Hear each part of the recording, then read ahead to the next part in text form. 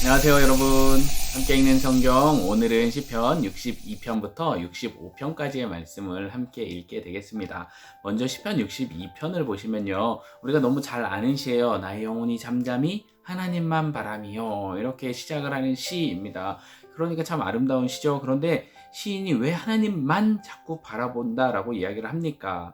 그죠? 이 상황을 보면요, 그 상황이 전혀 나아지지 않아요. 내가 하나님만 바라보고 나의 구원이 오직 그에게만 있습니다 라고 고백하는데 상황은 전혀 나아지지 않습니다. 3, 4절에. 그런데 5, 6절에 보면 다시 고백을 해요. 근데 이번에 그 고백이 더 강해집니다. 나의 영혼 잠잠히 하나님만 바라라. 내 영혼을 향해서 명령을 내려요. 왜 그럴까요? 상황이 나아지지 않았기 때문에 그러겠죠. 처음에는 그냥 하나님만 바라야지 했는데 그럼에도 불구하고 상황이 안 나아지니까 마음이 흔들리는 거죠. 그래서 내 영혼아 하나님만 바라라 라면서 내 영혼을 다독입니다. 스스로요.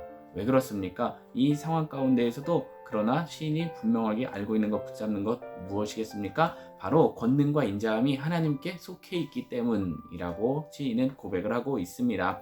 무엇과 비교하고 있습니까? 악을 행하는 포악이나 재물이 아니에요.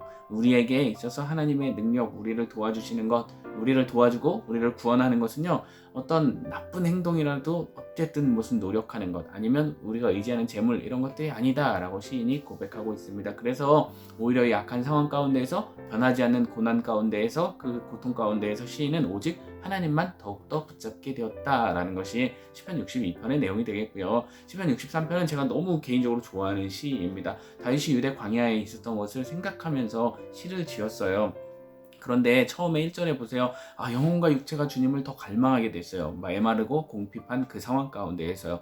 그리고 났더니 2절부터 11절까지 쭉 내용을 보세요. 그러면 단어들을 보시면 막 찬양, 송축, 기쁨, 즐거움, 이런 것들이 가득합니다.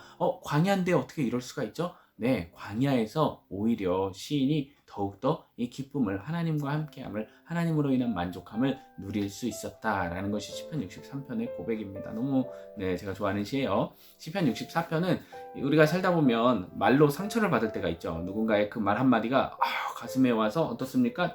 못이 박히듯이 팍 박힐 때가 있습니다. 그럴 때 어떻습니까? 막 쓰리고 아프죠. 그래서 시인은요, 칼로 베이는 것 같이, 화살로 쏘는 것 같이 악인들이 나한테 그렇게 행했다라고 이야기를 하고 있습니다. 그런데 시인이 그것을 어떻게 하고 있습니까? 극복하고 있습니다. 하나님이 그들에게 쏘실 것이다 라고 이야기를 해요. 동일한 단어를 사용해서. 그리고 하나님으로 말미암아서 그는 만족함을 얻고 즐거움을 얻고 있습니다. 그러니까 시인은 사람들의 말이 아니라, 그들의 거짓말, 그들의 그 악한 말이 아니라 하나님을 바라봄으로써 그가 위로를 얻고 그 상처를 극복하고 있습니다.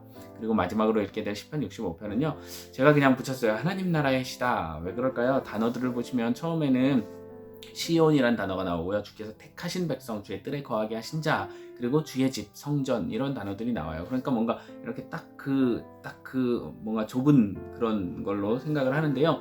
단어를 다시 다른 단어들을 살펴보면 모든 육체라고 나오죠. 땅의 모든 끝, 먼 바다, 이러한 이야기가 나옵니다. 결국은 하나님의 다스리심이 온 세계에 다 미친다. 그죠? 그래서 그 그림을 한번 보세요. 상상을 해보세요. 막 산도 나오고 강도 나오고 초원도 나오고 막 물이 흐르고 이렇습니다. 짜잔, 이렇게 아름다운 모든 곳을 하나님이 다스리신다라고 이야기를 하는 시가 바로 시편 65편입니다. 그래서 오늘 62편부터 65편을 쫙 보니까 제 마음에 이런 단어가 떠올랐어요. 따단, 하나님의 조각칼. 하나님께서 우리의 그 나아지지 않는 상황을 통해서, 광야라는 그런 환경을 통해서, 또 때로는 악한 말로 인한, 다른 사람으로 인한 그 상처로 통해서 하나님께서 우리를 그런 것들을 경험하게 하시지만 결국 그것이 조각칼로서 나를 빚어가시는 그러한 과정이다라는 것을 생각해 보게 되었습니다. 여러분은 혹시 우리 삶 가운데에 내 뜻대로 되지 않고 또 어려움이 찾아올 때에, 답답하고 상황이 변하지 않을 때에 기억하세요. 그것은 하나님의 조각칼입니다. 우리는 오직 하나님만 바라본다면 우리에게는 계속해서 소망이 있습니다. 그러면 이것을 기억하시고 오늘 말씀 가운데 또 주시는 은혜들 많이 누리세요.